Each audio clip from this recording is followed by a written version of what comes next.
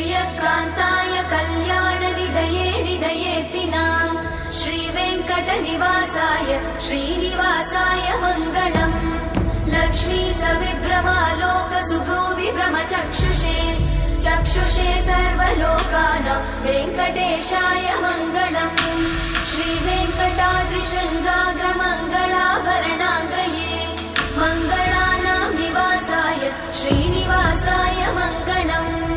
सर्वावयव सौन्दर्य सम्पदा सर्वचेतसां सदा सम्मोहनायास्तु वेङ्कटेशाय मङ्गलम्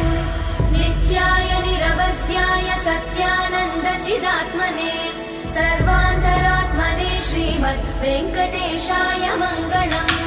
स्वतः सर्वविदे सर्वशक्तये सर्वशेषिने